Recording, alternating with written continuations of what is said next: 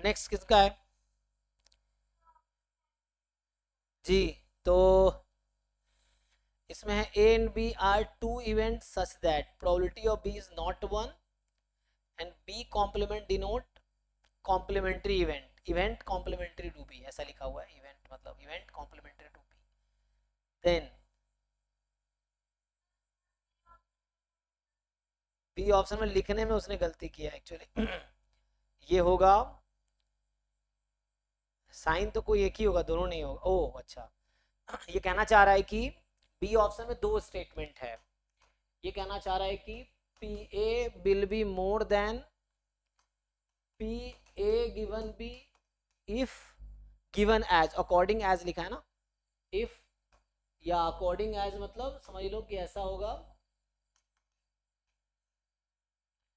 Probability of A given B complement is more than P A. ठीक है, ये पहला स्टेटमेंट है और उसी को फिर रिवर्स कर दिया है। बाद में बोल रहा है ये लेस देन होगा तो ये लेस देन होगा, ये कहना चाह रहा है। ठीक है, तो ये तो बी स्टेटमेंट का ये मतलब है कि मतलब यहाँ मोर देन है तो यहाँ भी मोर देन होगा, और यहाँ लेस देन है तो यहाँ भी लेस देन, उसको कंबाइन करके लिखने की कोशिश किया है। ठीक, अब आप कर लेंगे, ठीक है। हाँ जी, सो अब किनका रह गया? सो पृथ्वी का, हाँ जी, अर्का बताइए आप क्या पूछना है, एक क्वेश्चन भी देखते हैं। ये गायब हो गया। हाँ जी सयानी बताओ, तुम्हारा एक क्वेश्चन देख लेते हैं। तो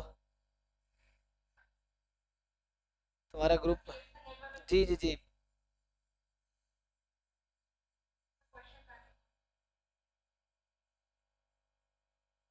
क्या है? पढ़ो क्वेश्चन, वाला पूरा क्वेश्चन पढ़ो। रुको रुको, अब तुम रुको थोड़ा। हाँ वो मीट हो गया, फिर इसका क्वेश्चन देख लेते हैं। हाँ बोलो, पूरा क्वेश्चन पढ़ो, क्या है?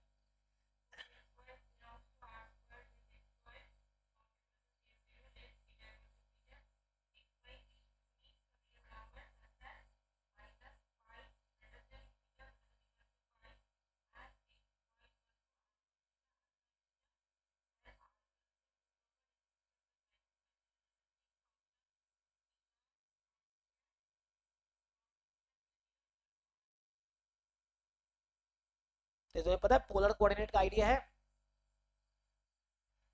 क्या होता है पोलर कोऑर्डिनेट में? जो पॉइंट एक्स वाई उसको चेंज करते हैं हम। तो इसमें बताओ, इसमें एक्स को रखते हैं आर cos थीटा, वाई को रखते हैं आर साइन थीटा। तो मुझे बताओ थीटा की वैल्यू क्या आती है यहाँ पे?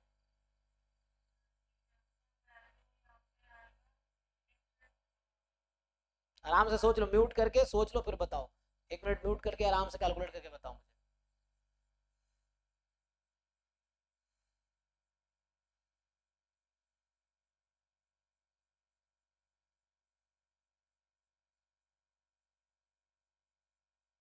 हालांकि क्लास ट्वेल्थ में कॉम्प्लेक्स नंबर एक चैप्टर होता है, वहां पे भी आता है ये।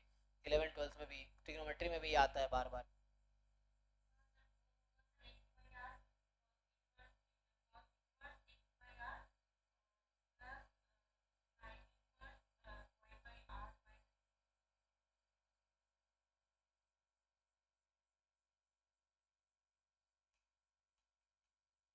X square plus y square क्या होगा यहाँ से?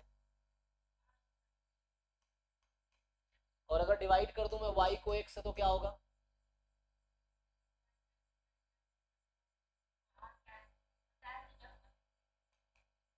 तो यहाँ से थीटा की वैल्यू क्या आएगी यहाँ से? तो क्या तुम कहानी बता रहे थे इतना लंबा चौड़ा? तो टेंथ इलेवेंथ क्लास में बच्चों को याद रहता है। So theta is tan inverse.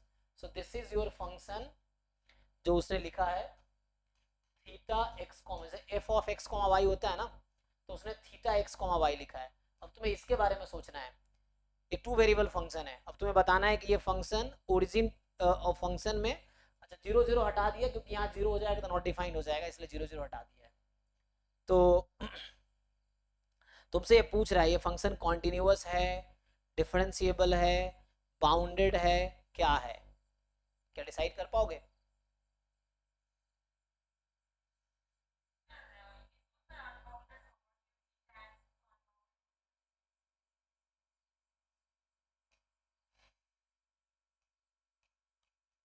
F x बराबर tan x, इसका डोमेन बताओ और इसका रेंज बताओ।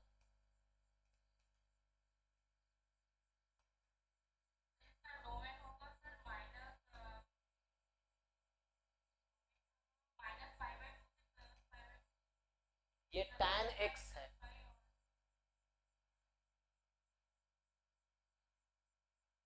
tan theta. नहीं नहीं, उसको बताने दीजिए, उससे के कैसे, बाकी लोग शांत रहो। यही तो मैं, चलो क्वेश्चन सॉल्व नहीं, क्वेश्चन बहुत आसान सा है, सॉल्व नहीं कर पा रहा because your basic is very bad. वही तो दिक्कत है, जो क्लास में 11 12 10th का बच्चा जानता है वो तुम भूल चुके हो, ये चीजें जानते तुम भी होगे, भूल चुके हो। दो क्वेश्चन यहाँ तुमसे पूछूंगा मैं, एफ एक्स बराबर एक है tan इनवर्स एक्स, तो ये तुम्हें नहीं अगर याद है तो आपको क्लास 11th में एनसीईआरटी में चैप्टर 3 है ट्रिग्नोमेट्री, जो कि बेसिक लेक्चर में कवर किया था, तब तुम पता नहीं क्या कर रहे थे, तो वहां जाके एक बार देख लो कि tan x का डोमेन रेंज क्या होता है। और दूसरा मैं बोल रहा हूँ एफ एक्स बराबर tan इनवर्स एक्स, ये क्लास 12th के एनसीईआरटी में चैप्टर 2 है, इनवर्स ट्रिग्नोमेट्रिक फंक्शन।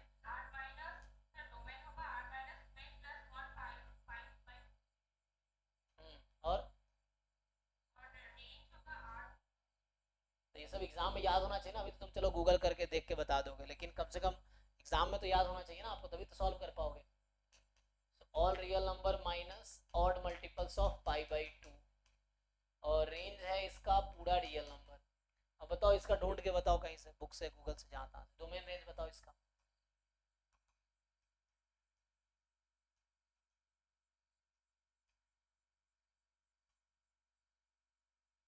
और ये सब ध्यान रखना है कि अभी जब पूछ रहा हूँ तुम कहीं से देख के बता दोगे, ये कोई बात दिक्कत नहीं है, सीखने में कोई प्रॉब्लम नहीं है।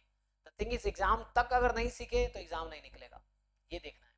तो एग्जाम में ये सब चीजें तुम्हें याद होनी चाहिए दिमाग में पहले, तभी तो क्वेश्चन हो पाएगा, ना वही फंस जाओगे तुम क्वेश्चन में ही।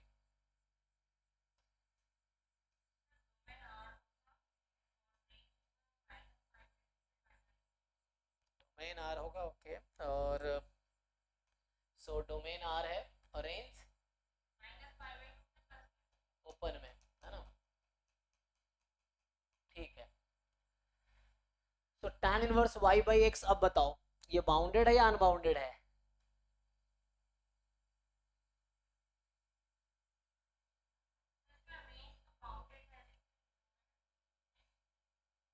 तो हम फंक्शन की जब बात कर, जब बोलते हैं फंक्शन बाउंडेड है, तो हम क्या बोलना चाहते हैं, रेंज बाउंडेड है या डोमेन बाउंडेड है, जब हम बोलते हैं फंक्शन बाउंडेड है। रेंज का सोचो ना।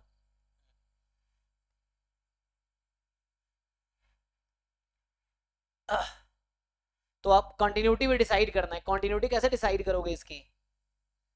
अगर मान लो y जीरो हो गया, इसने कहा था कि लेट थीटा इज थीटा, अगर एक्स वाई नॉन जीरो है, एक्स वाई अगर नॉन जीरो पॉइंट के लिए बात कर रहा है ना, ये नॉन जीरो पॉइंट के लिए, हाँ जीरो पे तो जीरो जीरो हो जाएगा।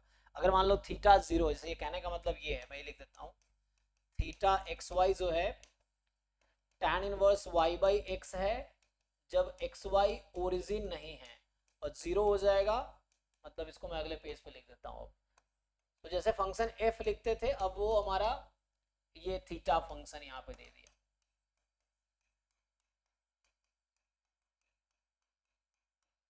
And zero when x y is zero zero, ठीक। अब ये टू वेरिएबल का सिंपल फंक्शन है, तुमने टू वेरिएबल कैलकुलस पढ़ा हुआ है ना, जैम में भी है, गेट में भी है टू वेरिएबल कैलकुलस। तो हम लोग कॉन्टिन्यूटी कैसे चेक करते हैं इसका, कॉन्टिन्यूटी डिफरेंशियबिलिटी कैसे चेक करते हैं, कॉन्टिन्यूटी कैसे चेक करते हैं।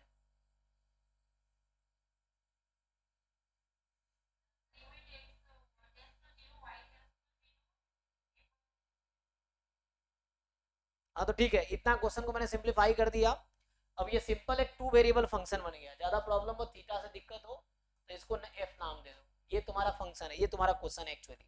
अब इसके लिए तुम्हें वो चारों ऑप्शन चेक करना है ना, तो ये आराम से तुम सोचो, थोड़ा सा दिमाग लगाओ तो हो जाएगा। वैसे ही जो एलिमेंट्री कैलकुलस कॉन्सेप्ट है, तो पूछा है differentiable, continuous, bounded, neither bounded nor continuous, तो वो आराम से चेक करो, कॉन्टिन्यूटी चेक करो, डिफरेंशिएबिलिटी चेक करो। कॉन्टिन्यूअस नहीं होगा तो डिफरेंशिएबल भी नहीं होगा। और लिमिट अगर मैं y बराबर mx के अलोंग कर्व ले लूं तो क्या लगता है इसकी वैल्यू कितनी आ जाएगी, तो लिमिट क्या आ जाएगी इसकी, अगर मैं y बराबर mx का कर्व ले लेता हूं तो क्या आएगी लिमिट इसकी।